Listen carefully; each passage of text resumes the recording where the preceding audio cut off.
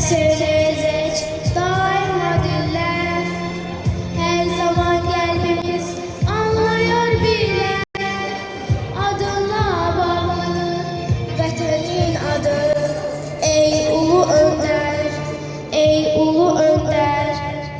Müstakil devletin gücü yenilmez. Yükselen